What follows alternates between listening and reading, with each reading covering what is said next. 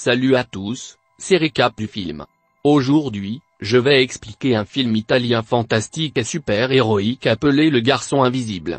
Au début du film, nous voyons un garçon nommé Michel Silenzi, se rendant à vélo à son école à Trieste, en Italie.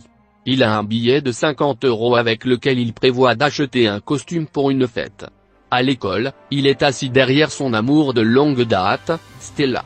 Leur cours est interrompu par un officier de police, Giovanna, qui est aussi la mère de Michel. Elle est là pour enquêter sur la disparition d'un élève. Giovanna demande aux élèves d'informer la police s'ils ont des nouvelles de l'élève disparu. Après son départ, le nez de Michel se met à saigner et il court aux toilettes. Ces brutes qui l'embêtent depuis longtemps, le menacent pour qu'il leur remette tout son argent. Il rentre chez lui découragé par l'incident. Il sort les quelques centimes qu'il avait économisés et décide d'en acheter un avec cet argent. Michel se rend ensuite dans un magasin à l'aspect rouillé et demande un costume de super-héros. Le commerçant lui tend une combinaison moulante et une cape minable. Il prétend que c'est le costume d'un super-héros chinois. Michel ne semble pas apprécier le costume mais l'achète quand même. Lorsque Giovanna rentre du travail, elle voit Michel dans son costume qui refuse d'aller à la fête parce qu'il pense qu'il a l'air stupide. Elle le rassure en lui disant qu'il est beau et l'envoie à la fête. Là-bas, Michel s'amuse et parle même à sa petite amie Stella. Mais alors, ces brutes passent une vidéo de Stella marchant dans la rue. Ils prétendent que la vidéo a été trouvée sur le téléphone de Michel et qu'il a harcelé Stella. Un Michel embarrassé court à la salle de bain et s'y enferme. Tous ses camarades de classe frappent à la porte de l'extérieur, lui demandant de l'ouvrir. Michel est frustré et souhaite être invisible juste avant que les lumières ne s'éteignent. Dans la scène suivante, on le voit sauter par la fenêtre de la salle de bain et rentrer chez lui. Le lendemain matin, Michel se réveille avec son chien qui lui aboie dessus. Il ne lui accorde pas beaucoup d'attention et va dans la salle de bain pour se brosser les dents. Quand il se regarde dans le miroir, Michel est choqué de voir juste sa robe de chambre et la brosse. Son corps est invisible dans le miroir. Michel se précipite et enlève sa robe de chambre. À ce moment-là, sa mère entre et ignore complètement le garçon. Lorsqu'elle commence à regarder autour d'elle, Michel écrit rapidement qu'il est allé à l'école plus tôt sur un papier et le place sur la table. Giovanna le lit et ignore l'affaire. Après avoir quitté la chambre, elle appelle Michel sur son téléphone. Un Michel invisible décroche et lui dit qu'il va bien. Confus sur ce qu'il doit faire ensuite, il s'habille avec des vêtements à manches longues. Après avoir couvert chaque partie de son corps, il se rend à l'école et observe Stella de loin. Michel remarque alors son intimidation et prévoit de lui donner une leçon pour l'avoir tant troublé. Il se déshabille et entre dans l'école, nu et invisible. Pendant la classe, il ramasse le pistolet de paintball de la brute et l'utilise sur le professeur, ce qui fait que le professeur suspend la brute. Ensuite, Michel se dirige vers les vestiaires des filles et les regarde se déshabiller. Soudain, une serviette atterrit sur lui, rendant sa silhouette évidente pour tout le monde. À ce moment-là, ses pouvoirs commencent à s'estomper, le rendant à nouveau visible. Les filles crient quand elles voient un Michel nu sous la serviette. Le jour suivant, Michel est dans sa classe, où un psychologue nommé Basili donne une conférence sur la santé mentale des adolescents. Deux des camarades de Michel ont fugué le mois dernier, il pense donc qu'il est nécessaire de comprendre le mode de pensée des adolescents. Alors que Michel écoute la conférence, ses mains commencent à briller, et soudainement, elles disparaissent. Heureusement, le cours est terminé et il s'enfuit avant que quiconque puisse le voir disparaître. Il se précipite chez lui, couvrant toutes les parties de son corps, et voit sa petite sœur Candela dans sa chambre. Michel lui demande de descendre les escaliers en faisant face au mur. Une Candela soupçonneuse ouvre et ferme la porte pour faire croire qu'elle est partie. Michel ne se retourne pas pour vérifier et commence à se déshabiller. Quand il se retourne, Candela hurle de peur, voyant que son frère est invisible. Michel la calme et lui dit que son costume lui a donné des super-pouvoirs. Pendant ce temps, au commissariat de police, le psychiatre Basili travaille avec Giovanna pour enquêter sur les enfants disparus.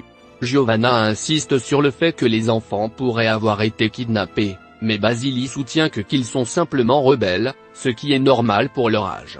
Lorsque Giovanna rentre chez elle, Michel est toujours invisible. Giovanna parle à quelqu'un au téléphone, lui révélant que Michel est adopté. Michel, surpris et blessé, sort de la maison et se dirige vers une balançoire. Pendant qu'il se balance, Stella arrive là et pense que Mitchell est un fantôme. Elle ne semble pas avoir peur et lui demande d'être son ami. Il fait un visage souriant sur le sable pour communiquer avec elle. Les deux décident de se revoir. Après le départ de Stella, Mitchell voit un homme tout près qui le regarde. Bien qu'il soit invisible, l'homme s'éloigne en utilisant un bâton, révélant qu'il est aveugle. La nuit, Mitchell se rend chez Stella. Stella est ravie de s'être faite un ami invisible, les deux s'embrassent même et à ce moment-là, les pouvoirs de Mitchell commencent à s'estomper. Il s'enfuit avant que Stella ne puisse voir son visage. Plus tard, Stella est seule dans son cours de gymnastique quand une aiguille lui frappe le dos. Elle tombe inconsciente. Ailleurs, Mitchell a décidé de dire à Stella qu'il est le garçon invisible. Il se rend à son cours de gymnastique avec son chien. Quand il atteint le bâtiment, il voit un homme masqué portant Stella. Mitchell attaque l'homme et le chien lui mord la main. Cependant, l'homme parvient à s'échapper avec la fille. Plus tard, la police arrive sur les lieux. Ils comprennent que les enfants disparus ne s'étaient pas enfuis mais avaient été kidnappés. Stella se réveille dans une installation étrange avec sa tête attachée à plusieurs fils. Le psychiatre Basili est là pour l'interroger. Il s'avère qu'il est celui qui a enlevé les enfants. Ils font des tests sur la fille et l'envoient dans une cellule. Deux de ses amis qui avaient disparu avant elle sont là aussi. Le lendemain, Mitchell est seul sur une plage voisine quand soudain, l'aveugle de la veille apparaît devant lui. L'homme répond à toutes les questions de Mitchell avant qu'il ne puisse les poser. C'est comme s'il pouvait lire dans les pensées. Lorsque Mitchell lui demande qui il est, l'homme révèle qu'il s'appelle Andrzej et qu'il est le père de Mitchell. Le garçon ne croit pas Andrzej et l'accuse de mentir. Andrzej commence alors à raconter son histoire. Il était un homme normal, originaire d'une petite ville de Russie, jusqu'à ce qu'une explosion nucléaire dévastatrice frappe la ville. Les radiations ont tué beaucoup de gens et en ont changé d'autres de façon permanente. Leur ADN a muté, leur donnant des capacités surhumaines uniques comme voler, la télépathie, être invisible, et ainsi de suite. Ces personnes étaient appelées les spéciaux et ont été amenées dans un camp militaire appelé la division pour être utilisées comme armes. La division les utilisait au-delà de leur capacité. Plus ils utilisaient d'énergie, plus ils s'affaiblissaient. Un autre effet secondaire était que tout le monde était stérile, sauf Andrzej et la mère de Mitchell. Il était donc impossible d'engendrer de nouvelles personnes. Les deux ont donné naissance à Mitchell, qui était le premier enfant spécial. Mais dès qu'il est né, ils l'ont emmené. Alors, les parents ont décidé de s'enfuir avec Mitchell et ont réussi. Mais les gens de la division n'allaient pas reculer. Ils ont poursuivi le couple pour ramener l'enfant. Le père de Mitchell avait le pouvoir de lire l'esprit des gens, tandis que sa mère avait le pouvoir d'être invisible. Andrzej a réussi à s'enfuir avec Mitchell, mais sa femme a été tuée par la division. Andrzej savait que Mitchell n'était pas en sécurité avec lui. L'a mis devant la porte de Giovanna après avoir lu dans ses pensées et confirmé qu'elle était une bonne personne. Les habitants de la division ont découvert que le gamin spécial vit dans la ville. Donc ils kidnappent des enfants et les testent pour voir s'ils sont spéciaux. Après avoir écouté sa véritable origine, Mitchell est choqué. Il n'y croit presque pas, mais Andrzej dit qu'ils n'ont pas beaucoup de temps pour parler car le pêcheur à côté d'eux pense qu'Andrzej est suspect et a appelé la police. Andrzej remet à Mitchell un costume qui devient invisible en même temps que son corps. Puis il enlève la mémoire du pêcheur et s'en va. La police arrive bientôt avec Basili. Giovanna lui révèle que Mitchell est adopté, ce qui fait croire à Basili qu'il pourrait être l'enfant spécial. Il lui propose de ramener Mitchell chez lui. Lorsqu'il arrive chez eux, Mitchell remarque la blessure à la main de Basili, qui se trouve à l'endroit exact où son chien a mordu le kidnappeur de Stella. Il regarde l'homme avec méfiance et tente de s'enfuir. Il s'avère que Basili a fermé toutes les portes à clé et a l'intention de l'enlever. Mitchell court dans une pièce et se déshabille, et devient invisible. Il parvient à s'échapper tandis que Basili le suit. Quand ils sont dans la rue, Mitchell voit son tyran Ivan sur son vélo. Il s'assied derrière lui et lui demande de partir rapidement. Un Ivan nerveux s'exécute. Lorsqu'il atteigne un endroit sûr, Mitchell se révèle à Ivan et lui raconte tout ce qui s'est passé avec leurs camarades de classe. Pendant ce temps, Stella et ses amis voient une ventilation au plafond. Ils grimpent les uns sur les autres, et Stella parvient à sortir. Tout en se cachant des gardes, elle escalade une tour et atteint une lampe de recherche.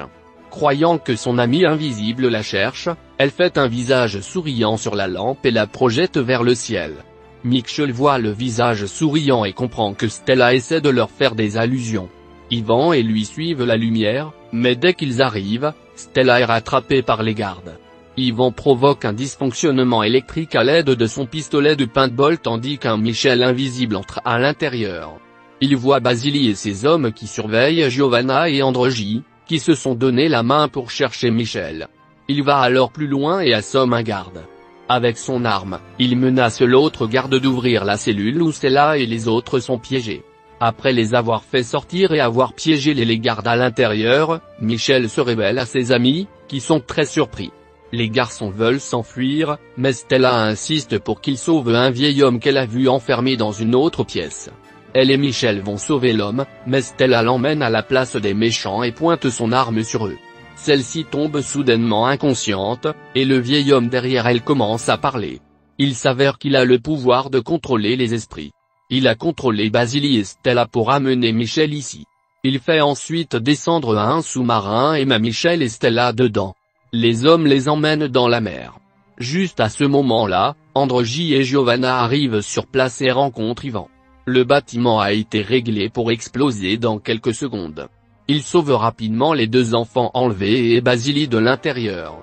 Androgy lit dans l'esprit de Basili et se rend compte que quelqu'un le contrôlait. Il s'éloigne rapidement du bâtiment, qui explose en morceaux juste après. De retour dans le sous-marin, Michel découvre son pouvoir de télékinésie et commence à tout détruire.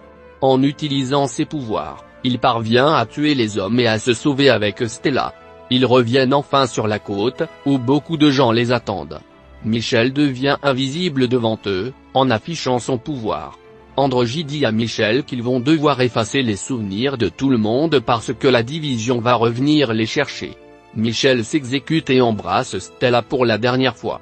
Androgy dit à Michel qu'il reviendra et part après avoir effacé les mémoires de tout le monde. Tout le monde retourne alors à sa vie normale. La scène se déroule quelque part en Russie. La mère de Michel, que l'on croyait morte, n'a été que blessée lors de la rencontre. Elle avait vaincu la division à l'époque et la dirige maintenant. En fait, c'est elle qui a envoyé ces gens pour lui ramener Michel. La femme est maintenant contre toutes les personnes normales qui les regardent comme si elles étaient des monstres. Finalement, un garde l'informe que bien qu'ils aient perdu Michel, ils ont trouvé sa sœur jumelle Natacha. Un extrait du le passé nous montre qu'Androgy s'est enfui avec deux enfants ce jour-là. Le film se termine alors que le gardien dit à la mère de Michel que Natacha est quelque part au Maroc, ce qui laisse présager une suite. Abonnez-vous pour recevoir d'autres vidéos comme celle-ci, activez les notifications, et laissez un commentaire pour aider la chaîne. Merci d'avoir regardé.